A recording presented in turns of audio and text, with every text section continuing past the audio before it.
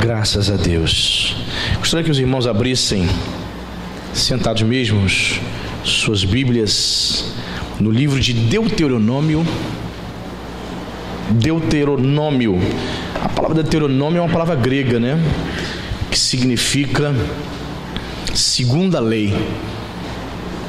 Segunda lei porque o livro de Deuteronômio ele repete muitas questões da lei que estão refletidas em Êxodo, só que com muito maior abrangência, né? Êxodo capítulo 32. Vamos ler do versículos 1 ao versículo 7. Você achou? Deuteronômio. Eu falei? Eu falei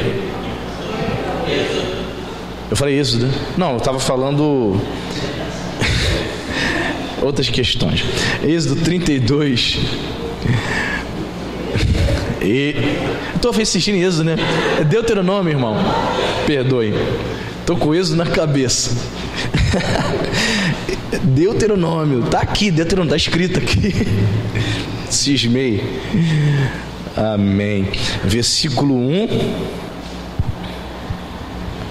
ao 7. Amém? Você achou? Diz a palavra de Deus: inclinai os ouvidos, ó céus, e falarei, e ouça a terra as palavras da minha boca. Goteje a minha doutrina como a chuva, destile a minha palavra como o orvalho, como chuvisco sobre a relva, e como gotas de água sobre a erva. Porque proclamarei o nome do Senhor, engrandecei o nosso Deus. Eis a rocha, suas obras são perfeitas, porque todos os seus caminhos são juízo. Deus é fidelidade, e não há nele injustiça. É justo e reto. Procederam corruptamente contra ele.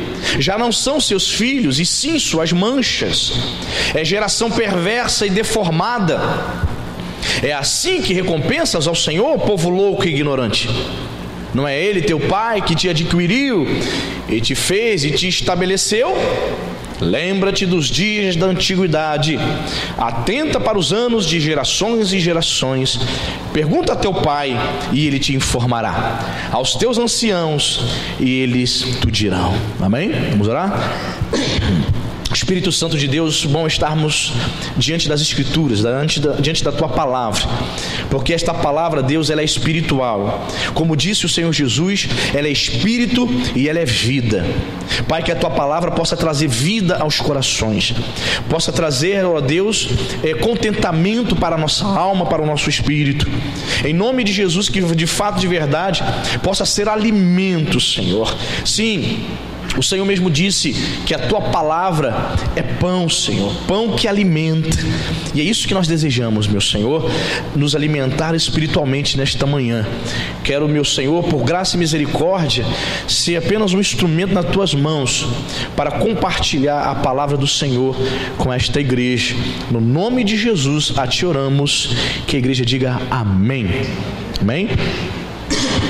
Eu dei um título a essa mensagem, irmãos, e o título vai ser o mesmo subtítulo que a Sociedade Bíblica do Brasil deu, que é o Cântico de Moisés, né? Moisés pronunciou, né, diz o versículo 30 do capítulo 31, então Moisés pronunciou integralmente as palavras deste cântico aos ouvidos de toda a congregação de Israel. É interessante, né? Moisés era usado por Deus para transmitir a palavra do Senhor ao povo, né? Você sabe, ele esteve lá no Monte Sinai, escreveu os mandamentos nas tábuas, perfeito. Por várias vezes ele se dirigia à congregação e entregava a palavra de Deus para o povo. Interessante que desta vez ele ensina, ele traz ensino para o povo de Israel através da canção, através do cântico. Isso é interessante. Aprendemos aqui que as canções, elas doutrinam, né? De fato, as canções servem para ensinar o povo de Deus. É por isso que a gente realmente tem que ter todo cuidado, né, na escolha das canções, porque se determinadas canções não forem cristocêntricas, se elas não forem bíblicas, né, então elas não doutrinam, elas não ensinam, pelo contrário, elas distorcem, desvirtuam o pensamento, o entendimento do sujeito. Eu gosto muito, por exemplo, do pastor Cláudio Claro, né, do Tabernáculo de Davi, porque as suas músicas, você percebe, são extremamente paulinas. As letras das canções do Cláudio Claro são extremamente paulinas, da teologia da Epístola aos Efésios, ok? Mostra ali o quanto esse pastor, ao compor uma canção, está preocupado e está baseado na palavra de Deus. E você vê Moisés aqui, trazendo um cântico, através de uma canção, ele entrega aqui uma mensagem de Deus para este povo. E diz aqui o versículo 1 do capítulo 32: Inclinai os ouvidos, ó céus, e falarei, e ouça a terra as palavras da minha boca. Olha que interessante. Inclinai os ouvidos, ó céus, e ouça a terra. Deus aqui está, irmãos, invocando toda a criação para ouvir a sua palavra. Inclinar os ouvidos, ó céus. Quem habita nos céus, irmãos? Os anjos, os seres celestiais. Deus Altíssimo aqui está invocando os céus, invocando os moradores da terra para ouvir a sua palavra. Toda a criação precisa ouvir as palavras da boca do Senhor. É um privilégio ouvir a palavra de Deus, amém, irmãos? Olha, você está aqui nessa manhã ouvindo a palavra do Deus vivo, do Criador dos céus e da terra. Toda a criação, inclinar os ouvidos, céus, ou seja, os anjos, Deus invocando os anjos para ouvir a palavra dele. Inclinar os seus ouvidos, atenta para a minha palavra da minha boca, terra. Os moradores, os seres humanos, os homens precisam ouvir a palavra de Deus. Deus iria ali trazer uma declaração. Então toda a criação, tanto os seres espirituais quanto os seres humanos são invocados, convocados para ouvir a palavra de Deus. E a palavra de Deus na nossa vida é transformadora, amém, irmãos? Nem só de pão viverá o homem, mas de toda a palavra que sai da onde? Da boca de Deus. E aqui Moisés, através desse cântico, está dizendo: ouça a terra as palavras da minha boca. Essa expressão é para dizer que Deus tem sempre algo a falar com os crentes, amém, irmão? Quando o pastor abre num texto que você já conhece de cor, quando o pastor diga assim, abra lá no Salmo 1, Salmo 1, Salmo 23, muitos crentes desdenham, né? A gente já conhece isso aqui, não tem nada a aprender. Eu já li a Bíblia toda, pastor. Eu conheço a Bíblia, eu conheço as Escrituras.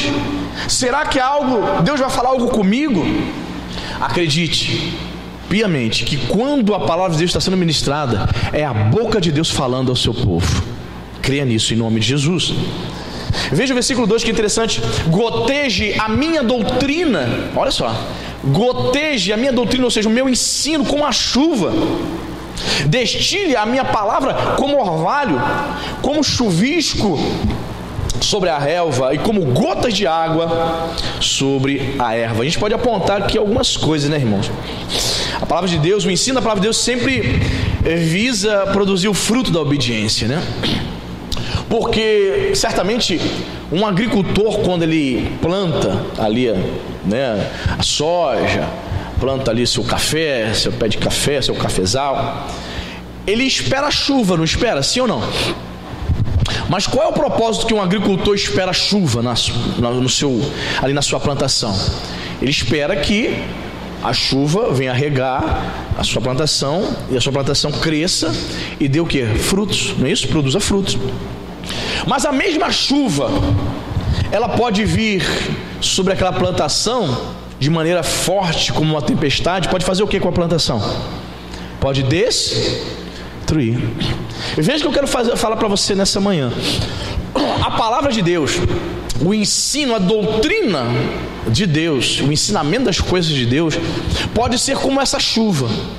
Ela pode ser revigorante, ela pode ser refrigério para a tua vida, ou ela pode te confrontar de tal maneira, como estávamos ontem falando no nosso curso com os irmãos.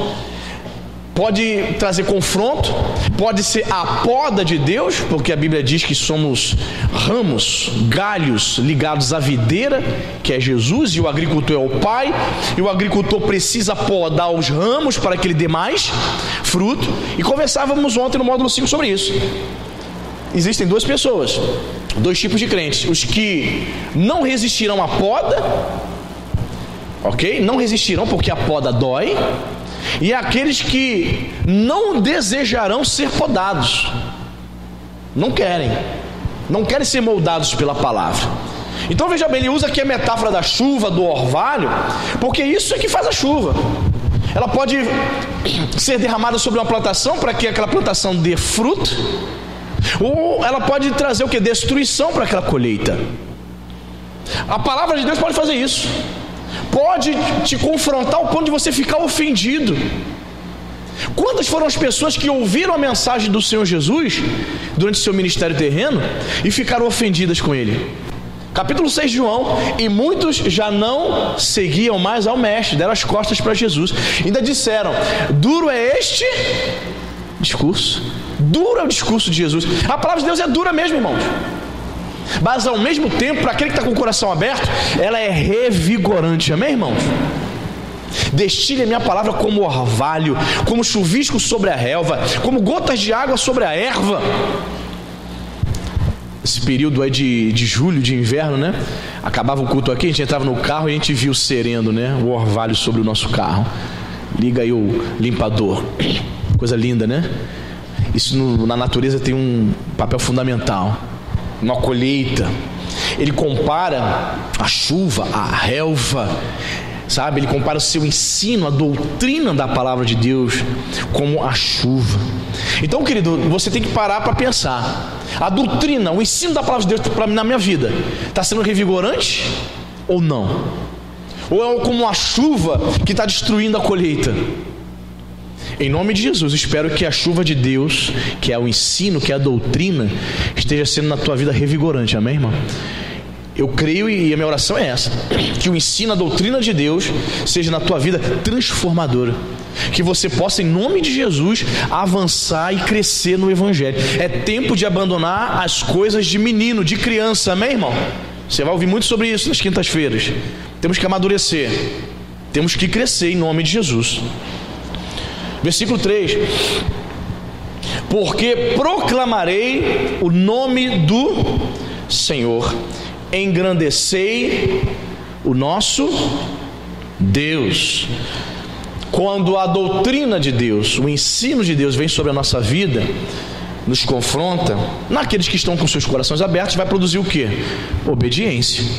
Você vai crescer, você vai amadurecer, você vai procurar obedecer essa doutrina, esse ensino da palavra de Deus.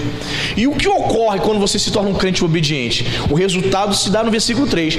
Você proclama o nome do Senhor, você engrandece com a sua vida o nome do Senhor, ou seja, é o resultado. A verdadeira obediência vai nos impulsionar sempre a louvarmos a Deus. O crente que é obediente não tem tempo para ficar criticando igreja, criticando pastor, criticando os irmãos. Não tem esse tempo não, irmão. O crente que está obedecendo a palavra de Deus, ele não tem tempo nem cabeça para ficar procurando erro, pecado na vida dos outros. Não tem. O crente que está em obediência, que recebeu como chuva a doutrina, o ensino da palavra de Deus, que está com o seu coração aberto, ele só quer proclamar o nome do Senhor, ele quer fazer a obra de Deus, ele quer ganhar a alma, ele quer evangelizar, ele quer declarar que Jesus é Senhor da vida dele de qualquer maneira. Ele não tem tempo para fofoca, ele não tem tempo para ciúminhos, ataque de pelanca dentro da igreja. Não tem esse tempo não. O tempo dele é para isso: engrandecer, louvar, bendizer o nome dele. É impressionante a quantidade de crentes que vive pelas igrejas arrumando confusão com todo mundo. Tem gente que já passou por 5, 7 igrejas. 5, 7 igrejas. Vai puxar o histórico, só problema. Vai puxar o histórico dela em toda a igreja por qual ela passou.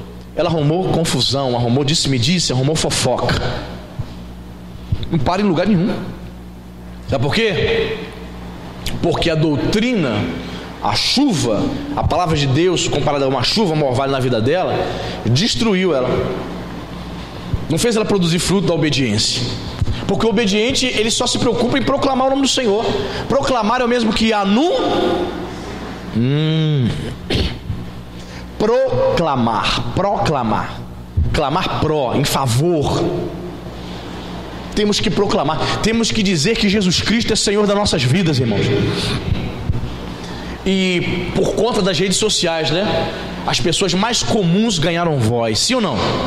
Tem gente que quase não usa o Facebook, mas para muitas pessoas o Facebook tem sido um portal para poder expressar suas opiniões, de fato, proclamar que Jesus Cristo é o Senhor. Em tempos onde as redes sociais estão fervilhando, irmãos, eu tenho usado o meu para denunciar, de fato, de verdade, tudo aquilo que afronta os princípios da palavra de Deus.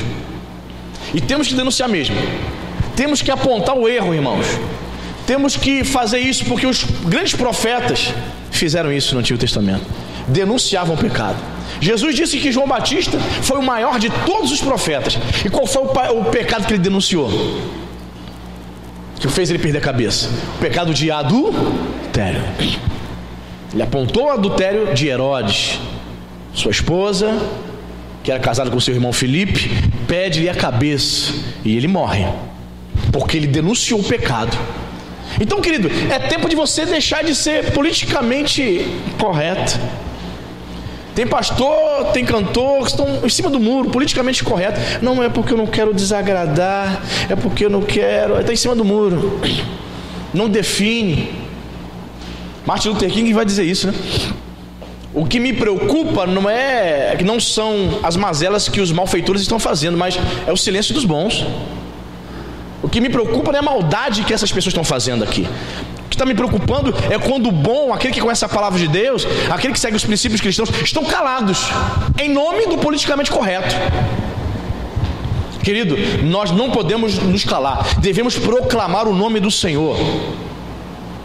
Aí, quando você proclama o nome do Senhor, você vai mexer em vespeiro, sim ou não? Quando você defende a fé, defende os princípios cristãos, você mexe em vespeiro, sim ou não, irmão? Não, você não mexe? Vai mexer na política, vai mexer com o grupo LGBT, vai mexer com um monte de gente. Um monte de gente que só quer sem vergonhice. Um monte de gente que só quer denegrir a palavra de Deus. Vai mexer, irmão, vai tocar, não tem como. Querido, estamos em guerra. Percebeu, não? Você está vivendo numa sociedade em guerra espiritual, guerra cultural. Não tem como manter-se neutro. E como o crente vive nesse mundo que estamos vivendo? Ele vive conforme o cântico de Moisés nos ensina: porque proclamarei o nome do Senhor. Eu vou engrandecer o nome do meu Deus. Eu não vou ter vergonha de anunciar o meu Deus nas redes sociais. Você está entendendo, irmão? Não vou. Nós não vamos ter vergonha. Vamos dizer que Jesus Cristo é o Senhor. Versículo 4. Olha só, ele apresenta a Deus, não é? O povo de Israel. Eis a rocha. Olha que interessante. Eis a rocha. E na Bíblia, irmãos, rocha é metáfora, né? Para apresentar Deus como um ser de estabilidade, um ser que não muda, um ser imutável. Eis a rocha. Esse é o Deus de vocês. Um Deus que não muda. Um Deus poderoso. O Deus que traz estabilidade. Quem tem esse Deus no coração está estabilizado, está estabelecido na palavra de Deus, irmãos. O nosso Deus é rocha, amém? Existem alguns tipos de rochas, né? Eu não sei se você já viu, se já tocou classificado como rocha, alabastro. Você já tocou já? Eu me lembro que na aula no seminário, o professor ele trouxe de Israel, e levou para os alunos, e os alunos foi passando entre os alunos, ele experimenta, toca só, vaso de alabastro, né, onde ficavam os perfumes lá no Oriente Médio, até hoje se fabrica, é classificado como rocha, mas é uma rocha como se fosse, como posso dizer, rocha, não é uma rocha que você toca assim, esponjosa, mole, Muito interessante, o pessoal ficou pegando assim, tocando. Isso aí que é o alabastro que a Bíblia relata, onde ficavam os nardos, os perfumes. O pessoal começou a tocar, eu peguei assim, então apertava assim. Interessante, né? Existem vários tipos de rocha, né? Mas a rocha que é apresentada aqui, a qual Deus é representado, é a rocha daquela mesma pedra, sabe? Que passa os séculos e elas ficam ali estabilizadas. Eis a rocha. O teu Deus, Israel, não é comparado aos deuses das nações vizinhas. Não pode ser visto nem tocado, mas ele existe e quer dirigir a vida de vocês, Israel. Amém, querido? Eis a rocha. Neles nós temos estabilidade. Deus é comparado a uma rocha. E diz o texto aqui, ó, suas obras são perfeitas. Amém? É interessante quando Deus, na criação, criando todas as coisas, e diz o texto lá de Gênesis: e viu Deus que tudo ao criar era bom. Quando Deus criou, todas as coisas eram boas. A criação é perfeita. É claro, né? O sistema pecaminoso corrompido não é, mas tratando-se da criação é perfeita. Suas obras são perfeitas. A obra que Jesus realizou na cruz do Calvário foi e é uma obra perfeita. Não tem o que pôr e nem o que tirar. Perfeito. Pastor, eu preciso me sacrificar, eu preciso subir a escada da igreja da Penha de joelhos para que eu possa aperfeiçoar a obra de Jesus. São 365 degraus, hein, gente? Tem gente que sobe, pagando promessa. Pastor, eu preciso me chicotear na Páscoa, sabe? Para fazer uma espécie de sacrifício, para cooperar com o sacrifício que Jesus fez 2000 anos, então eu também vou me sacrificar, me chicotear. Querido, a obra do nosso Deus é perfeita, suas obras são perfeitas. Existem pessoas, como temos classificado aí, que estão costurando o véu. Você já ouviu essa expressão? Porque a Bíblia diz que na crucificação de Jesus, o que aconteceu lá no templo? O véu se rasgou, não foi isso? Representando o quê? O fato do homem ter livre acesso à presença de Deus a partir do momento da obra expiatória de Cristo. E quando a gente usa essa expressão, olha, tem crente tentando costurar o véu de novo, o que nós queremos dizer? Queremos dizer que há crentes que estão tentando viver na lei do Antigo Testamento. Há crentes que estão tentando acrescentar o que Jesus já realizou, já fez. Ou há crentes tentando o quê? Subtrair, retirar o que Jesus fez por nós. Não há mais necessidade de você oferecer nenhum tipo de animal. Você sabia que tem igrejas no interior, gente, do Brasil, que há pastores que pedem para o povo trazer animais e sacrificar em cima do... Você sabia disso? Parece piada, né? Mas já fiquei sabendo de fatos como esse. Traga, pessoal, vamos trazer o cordeiro para sacrificar. Olha, o que ele está fazendo? Está costurando o véu. O que ele está fazendo? Ele está anulando o sacrifício de Jesus na cruz do Calvário. As obras do Senhor são perfeitas, amém, irmão? Não há o que pôr, não há o que tirar. Ah, Deus só vai nos abençoar financeiramente se nós fizermos a campanha tal e subirmos no monte e levarmos os nossos pedidos para o Monte Sinai. Ei, está costurando o véu. Está anulando a obra perfeita do nosso Deus. As obras do Senhor são perfeitas. A obra que Deus iniciou na tua vida, que ainda há de completar, amém? Essa obra é perfeita. A obra é perfeita. Porque se dependesse só da sua própria força, da sua própria vontade, você não estaria aqui agora ouvindo essa palavra. Mas Deus está trabalhando na tua vida. A obra dele é perfeita. Você só coopera. Você interage com ele. É o sinergismo, né, arminiano. Interagimos com Deus. Diferente do monergismo calvinista, que Deus só trabalha e você fica só tomando água de coco. É claro que tem que ser recíproco. Você abre o teu coração, você se propõe a obedecer essa palavra da boca do Senhor, a doutrina que cai como chuva, e Ele trabalha na tua vida. Ele iniciou uma obra, e essa obra é perfeita, amém, irmão? Diz mais, porque todos os seus caminhos são o quê? Juízo. Olha só, irmão, todos os seus caminhos são juízo. E diz aqui, restante, Deus é fidelidade. A versão corrigida diz: Deus é verdade. Quantos tem a versão corrigida aí? Deus é verdade, não é isso? Interessante, né? A tradução é válida, né? As duas traduções estão corretas. Deus é verdade. Aquele que é fiel às suas promessas, irmãos, ele não pode mentir. Amém? Deus é verdade. Deus é fidelidade.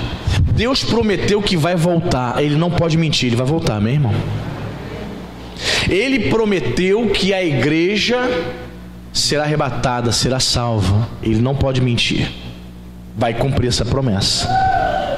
Deus é verdade. Deus é fiel. Olha os atributos de Deus sendo apresentados aqui. Deus é fiel. Por mais que você vacile e seja infiel, Deus continua fiel, amém, irmão?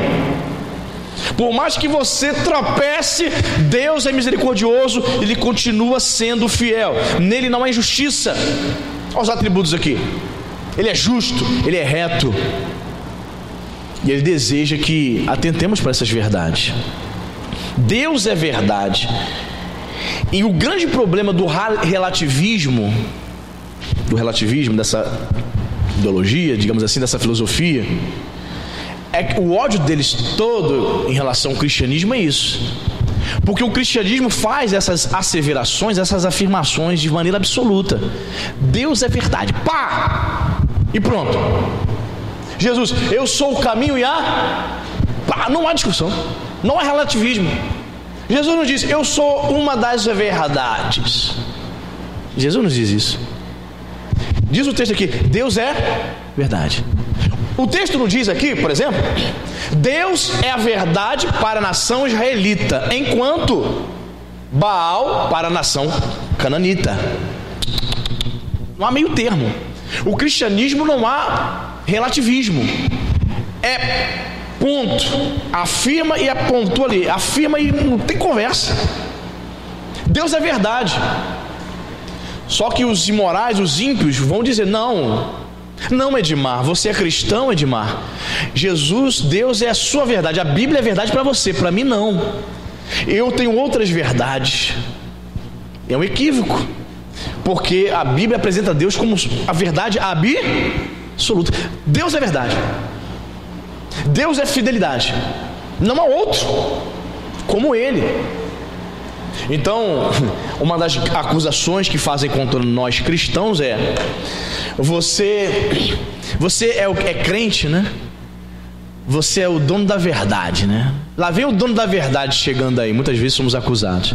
Aí você responde assim: querido, eu não sou o dono da verdade, a verdade é que é meu dono. Joga essa, irmão. Entendeu? Eu não sou o dono da verdade, é a verdade que me possui. Sou propriedade dessa verdade. Por quê? A verdade é Deus. Deus é fidelidade, Deus é verdade. Diz o verso 5: procederam, meu irmão, olha só, procederam corruptamente contra ele. Quem é que procedeu corruptamente? Quem é que se corrompeu contra Deus? Quem foi? O povo de Israel. Irmãos, a história tem se repetido em alguns momentos. Acontece isso hoje também? Muitas pessoas que se dizem povo de Deus têm se corrompido, sim ou não? Procederam corruptamente contra Deus. Escrevi o seguinte no meu esboço: muitos crentes, mesmo tendo ciência disso tudo a respeito de Deus, já se deixaram corromper. Então é comum hoje você ver evangélicos apoiando o aborto. Irmãos, olha, essas eleições estão servindo para muita coisa, irmão. A máscara de muita gente está caindo. Pessoas que você olhava assim e aplaudia, você está ficando chocado com as opiniões que estão sendo colocadas para fora, que até então nunca tinham sido reveladas. Você acredita nisso? Que eu estou ouvindo um pastor falando que é a favor do aborto? Você está sabendo disso, irmão? Pastor no qual assim você vê conhecimento bíblico falando que é a favor do aborto. apoiando o partido de cunho socialista marxista, eu estou assim, ó, de queixo caído. A máscara, a política, essa questão aí, esse bafafá de política, está servindo para isso, para revelar quem é quem. Procederam corruptamente contra ele. Querido, eu quero dizer para você, não importa o nível de conhecimento teológico, cultural que você tenha, mas se esse nível de conhecimento, se toda essa inteligência, essa gama de informações cultural que nós temos, não for para concordar com a palavra de Deus, tudo isso é lixo. Porque agora tem a turma dos inteligentinhos, né? Eu assisti um canal de um filósofo, Luiz Felipe Pondé, que é um filósofo, digamos assim, que ele é contra a esquerda. Ele não define muito bem, ele diz que é liberal, né? Então vamos colocar ele como um direitista, né? Então muitos vídeos dele ele critica, né, os marxistas, os socialistas, e ele é professor da PUC São Paulo, é um cara, professor de filosofia, muito inteligente, e ele desce a madeira nos esquerdistas, mas com classe, de maneira sutil, que dá gosto. Aí tem um vídeo dele, Fábio, como se comportar num jantar de inteligentinhos de esquerdistas. Muito legal, irmão. Aí ele vai dizendo o que você pode falar, o que você não deve falar. Aí ele vai dizendo, se você for um engenheiro, haja assim. Se você for um professor, nunca diga isso num jantar de pessoas inteligentinhas. Porque esses inteligentinhos, principalmente os marxistas, esses que se acham, sabe, donos de todo conhecimento, só porque ele leu 2 livros de Marx e acha que já sabe tudo, eles vão tentar humilhar você. Essa é a temática deles. Humilhe. Não se trata com carinho quem é fascista. Bem, eles dizem que somos fascistas, né? Não se trata com carinho. E não tratar com carinho é fazer o quê? Tentar humilhar, denegrir você. Então, para você entrar num debate, numa discussão com essa turma, tem que estar muito preparado, sabe?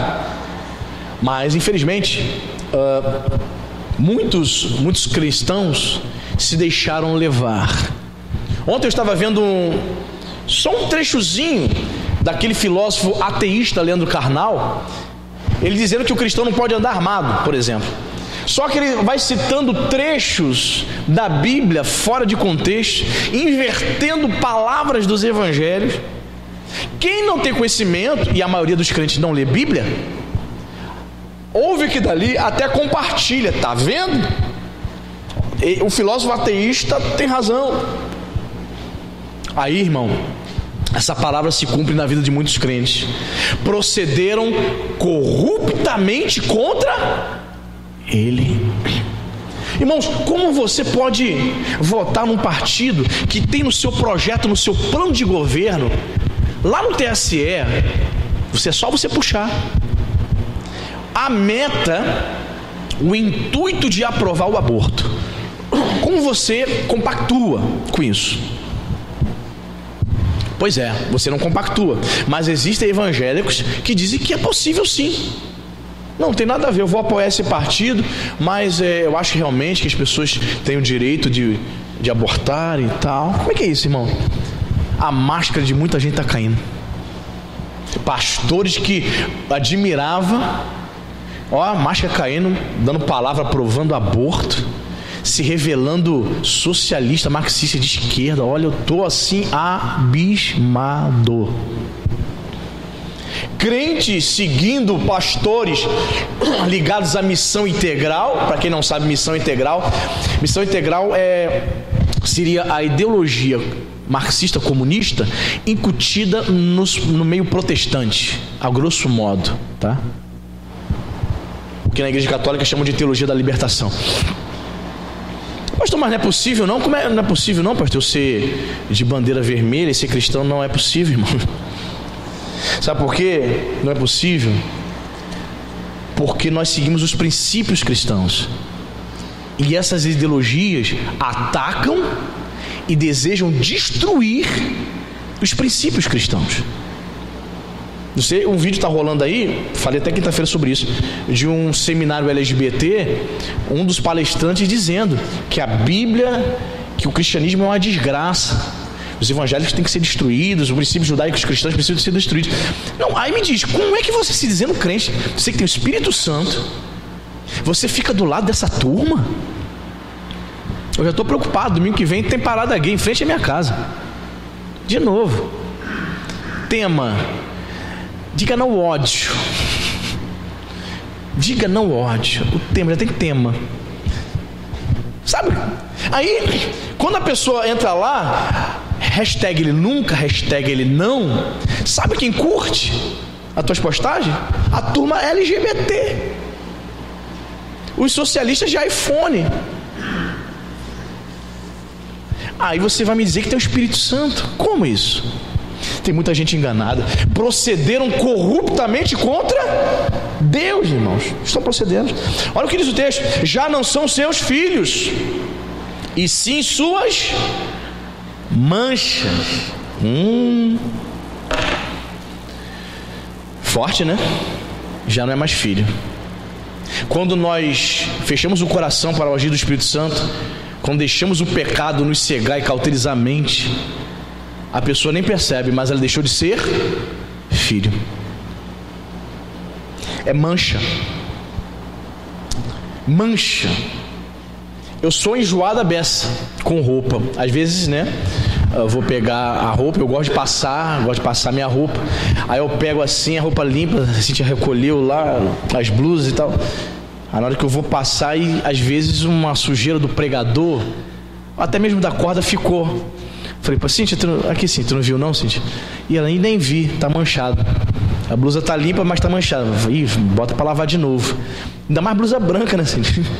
Tô lá pregando lá em cima, aquele troço preto aqui, vai ter que lavar de novo. Ela, então bota aí pra me lavar. Pois é, ninguém gosta de mancha, né? As manchas são visíveis. A mancha se vê claramente.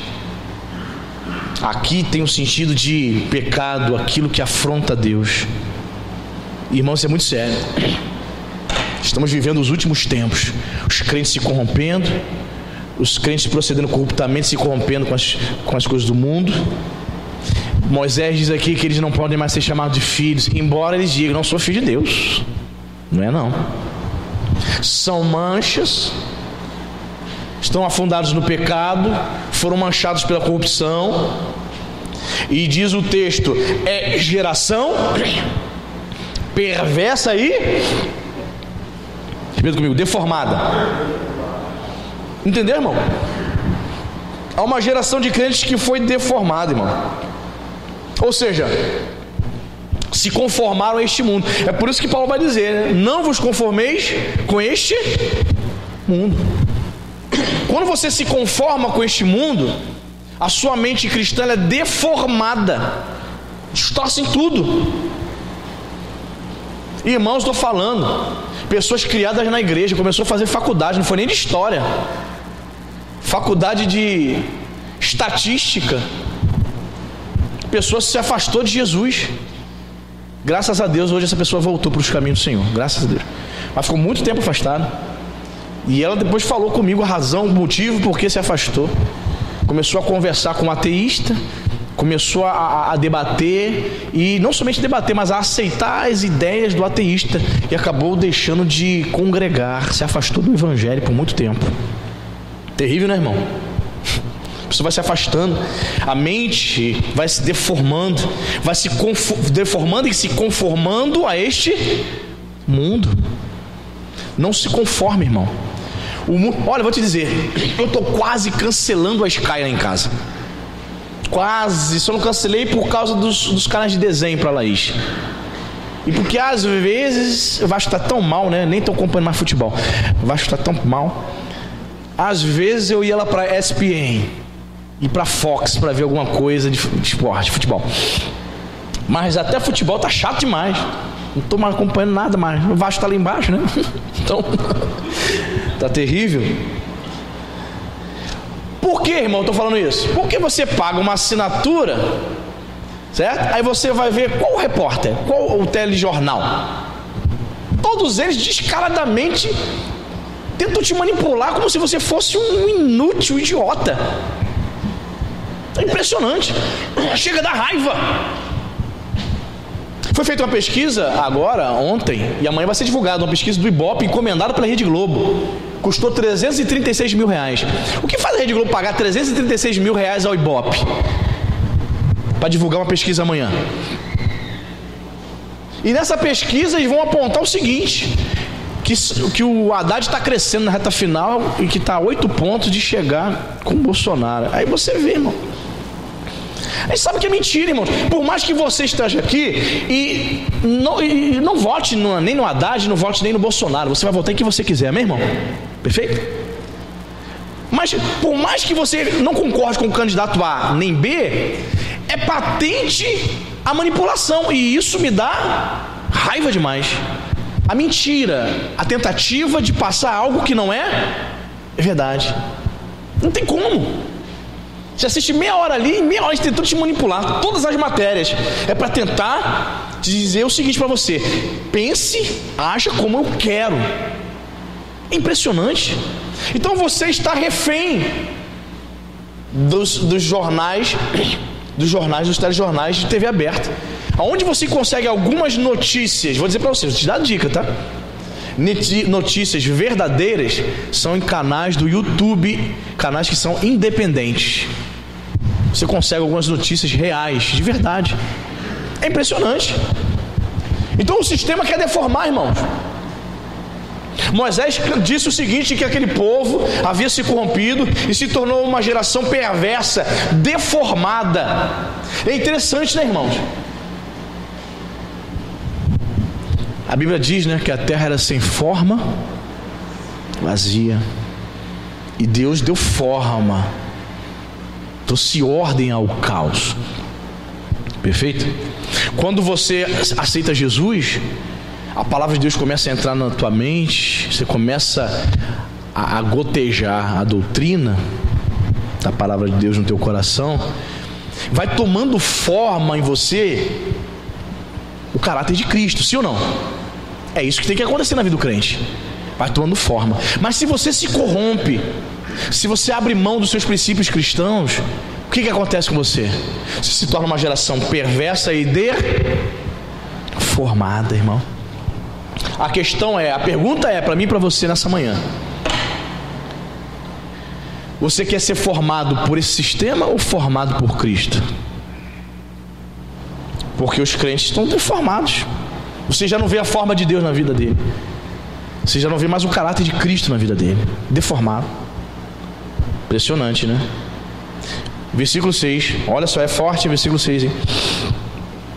É assim que recompensas ao Senhor povo louco e ignorante. Meu Deus.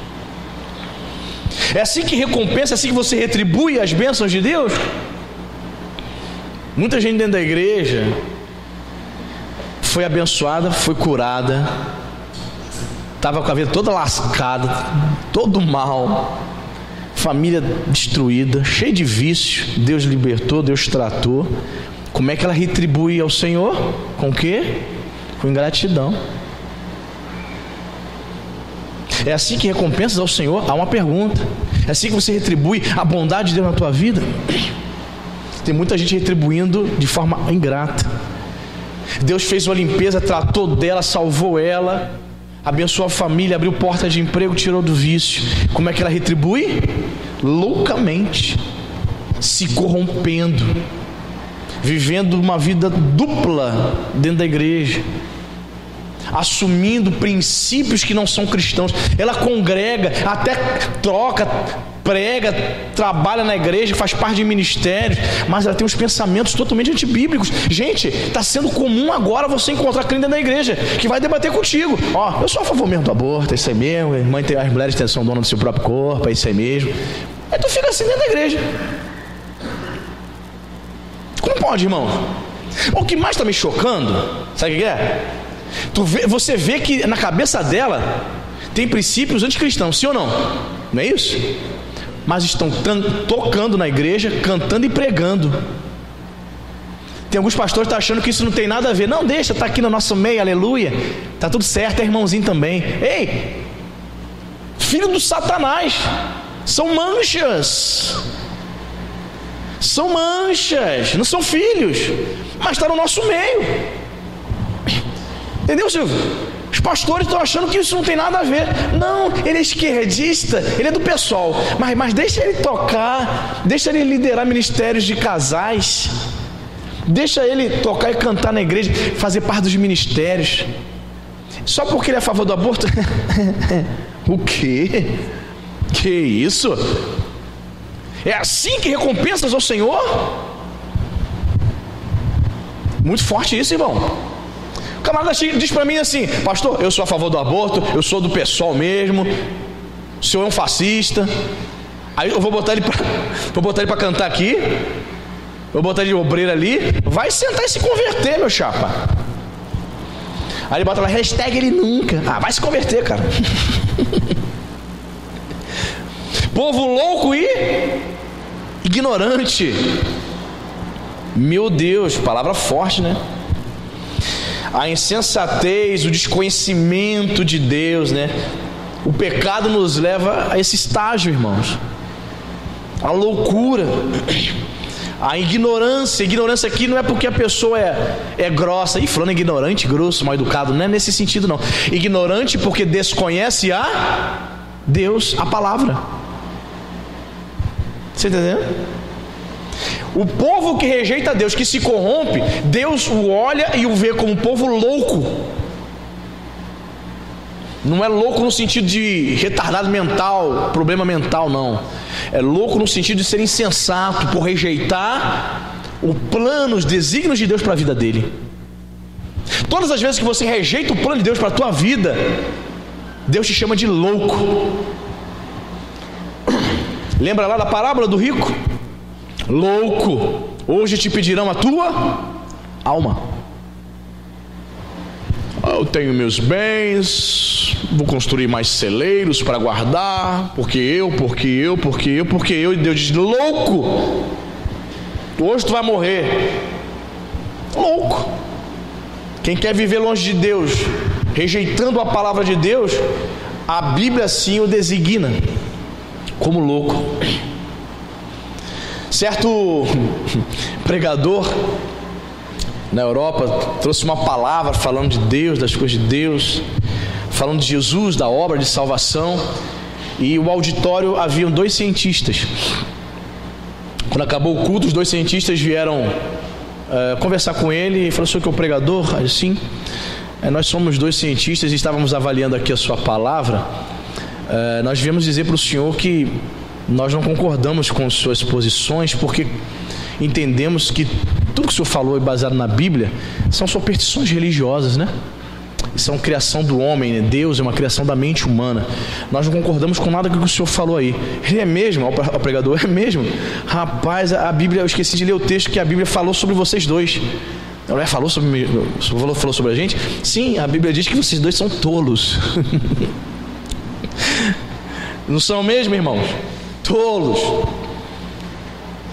Tolos, loucos, ignorante, mais uma vez afirmo, não de ser grosso, mal educado, ignorante porque não quer conhecer a vontade de Deus.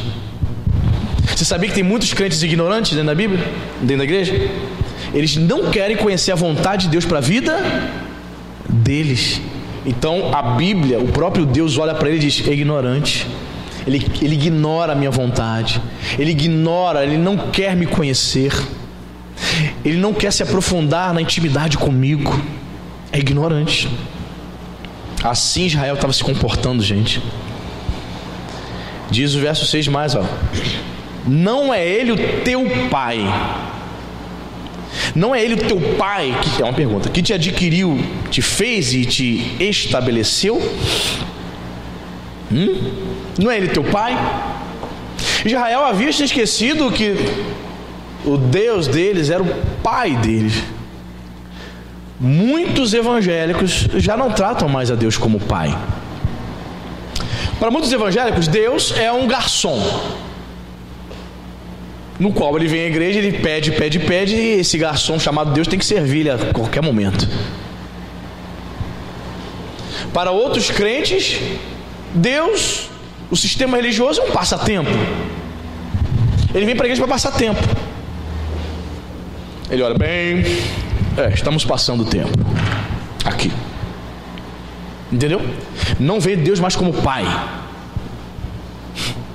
Israel havia se esquecido de quem era Deus. Muitas pessoas se esqueceram que o nosso Deus continua sendo o Deus Pai. Amém, querido? Muitos crentes não veem Deus mais como pai. Diz aqui que como pai ele te estabeleceu.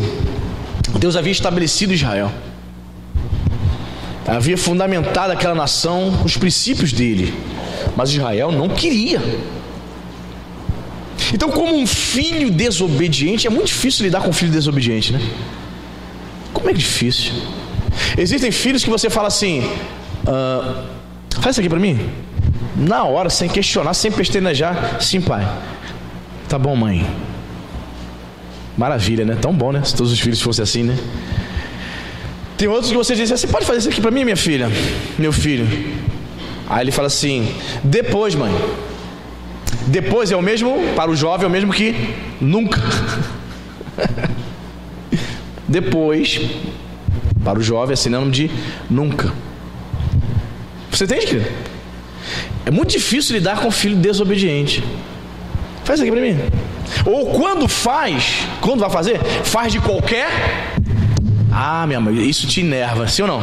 Faz igual a cara, tudo. Aí você tem que ir lá e refazer. Ah, que horror. É muito difícil lidar com um filho desobediente. E Deus, ainda bem que Deus é Deus de misericórdia, meu irmão, porque Ele precisa tratar e lidar com filhos que obedecem e filhos desobedientes, irmão. Tem muitos filhos desobedientes. Deus está tratando. Deus ama. Mas esse filho desobediente não o vê como pai.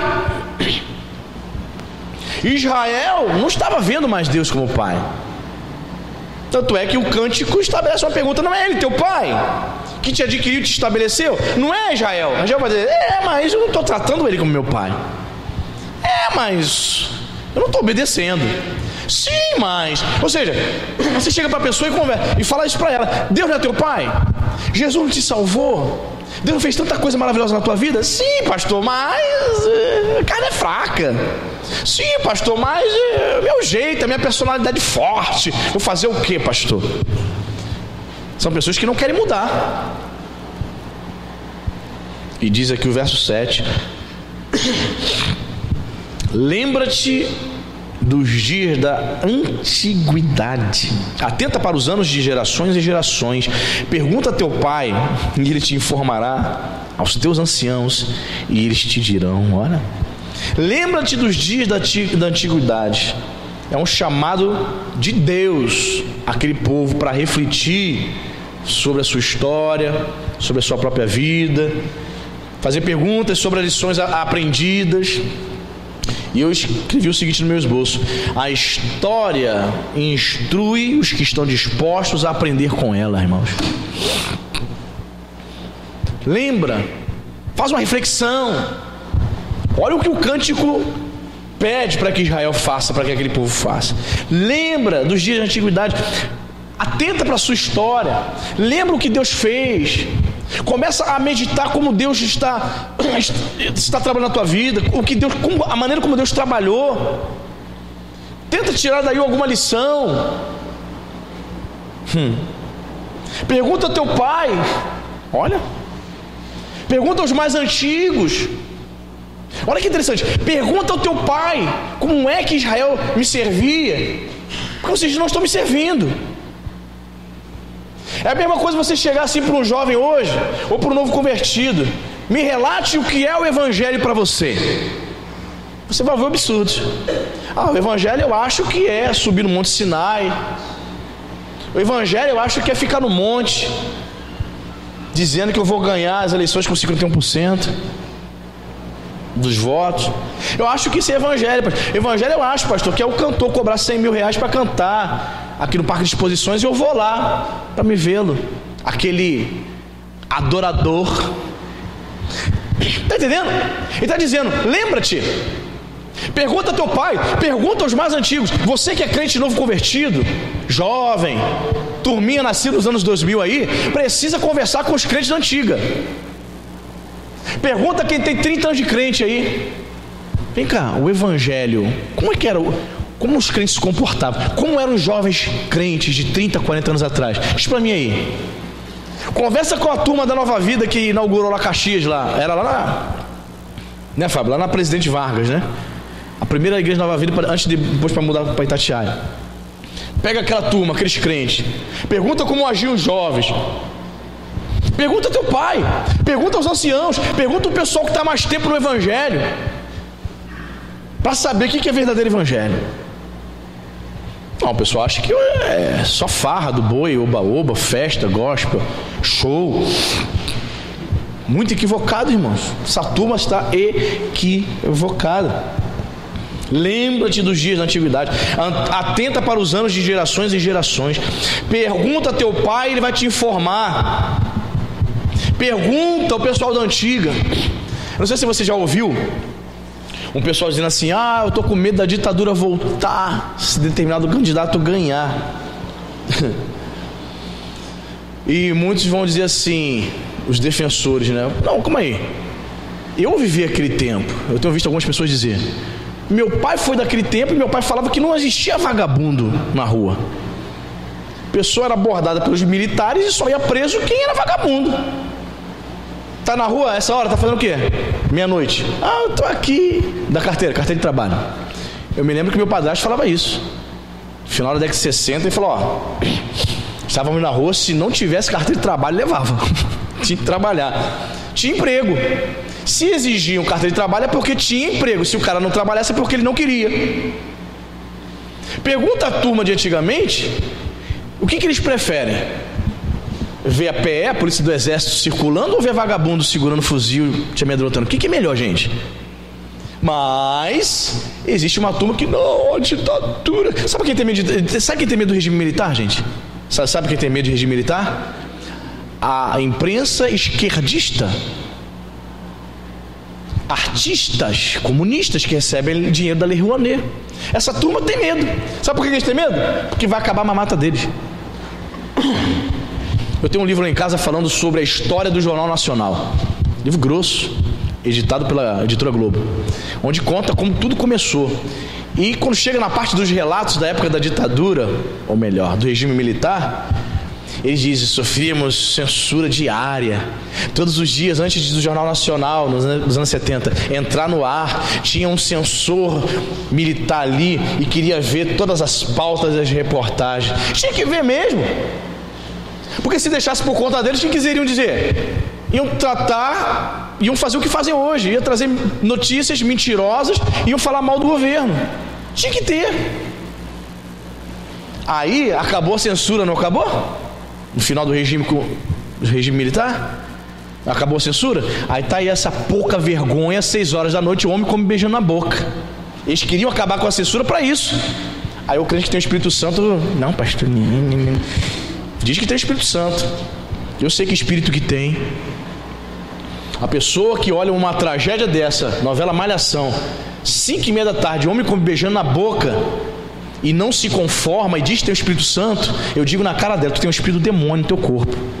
Porque o crente verdadeiro fica indignado com o pecado. O verdadeiro crente fica indignado com o pecado. Tem fome e sede de justiça. Lembra-te dos dias da antiguidade. Conversa com o pessoal do antigo. Pergunta a teu pai e ele vai te informar. Aos teus anciãos eles te dirão. Pergunta aos teus líderes religiosos mais antigos, para saber o que é servir a Deus. Então, algumas coisas, irmãos, são vistas como retrógradas. Essa é para o passado, pastor. Essas coisas aí, não, isso não é para hoje, não. Cantando esses hinos antigos, essa forma aí, não é para hoje, não. Para atrair os jovens tem que fazer umas coisas mais legais.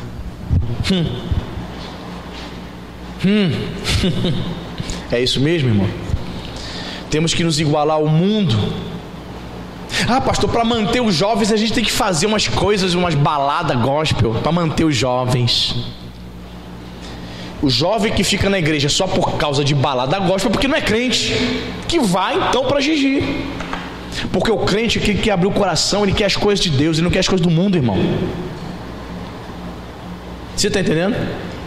Que as coisas de Deus, que amar as coisas divinas, as coisas do Espírito. Então essa turma que está querendo introduzir festa rave dentro da igreja, irmão. Ó, festa rave, festa fantasia, Halloween. Eu vou falar uma coisa aqui que aconteceu no ano de 2003, Fábio lembra. Me lembro que a Juventude Parque Lafayette teve um evento, uma brincadeira. Foi uma brincadeira, né? Que fugiu da tônica, né? Me lembro que a gente marcou na casa de um irmãozinho lá, pra gente fazer tipo uma brincadeira, festa fantasia, né? Tinha umas coisas ali, cada um foi fantasiado, um foi de Chaves, Chiquinha, tá? Aquela coisa boba. Mas alguns jovens foram vestidos de tipo vampiro, monstros, com dente de Drácula, coisa de Halloween. Olha, o então pastor Valnei, quando ficou sabendo, meu Deus, eu achava tudo normal, também estava começando a fé, eu tinha 20 e poucos anos de idade, achava tudo normal. Eu me lembro que quando foi no meio de semana, acho que numa sexta-feira, acho que no dia seguinte tem o culto da juventude. Quem foi fazer o culto da juventude? O bispo. Quero falar com todos vocês aqui. Ele nem pregou, ele falou assim: estou muito triste. Ele falou: estou profundamente triste porque fizeram ontem uma festa de Halloween, uma festa aos demônios. Vamos pedir todos agora perdão a Deus, pedir a Deus misericórdia. Botou todos os jovens para chorar de joelhos e se humilhar na presença de Deus. Lembra disso, Fábio? Fábio? Eu também. Não quero mais ser monstro. Perdoa, Senhor, por ser vampiro. Fábio não foi fantasiado, né, Fábio? Fábio foi não, nem eu. Eu saí direto do trabalho e fui para lá. Mas a maioria estava. E realmente ficou muito estranho, irmãos. Então percebe? Nessa de nós querermos, sabe? É coisa de jovem. Descamba. O bicho ficou tão triste. E ele dobrou o joelho e chorou junto com a gente. Foi não? Não foi, Fábio? Chorou de joelho junto com a gente. Choramos todos juntos ali, pedindo perdão e misericórdia. Tu entende? Como às vezes o mundo entra e a gente nem percebe. Lembra-te dos dias da antiguidade. Que não sejamos loucos, nem insensatos, nem ignorantes a respeito da pessoa de Deus. Amém, queridos? Senhor Jesus, nós oramos ao Senhor, Pai, porque queremos, meu Pai, que a Tua doutrina venha gotejar em nossas vidas como chuva,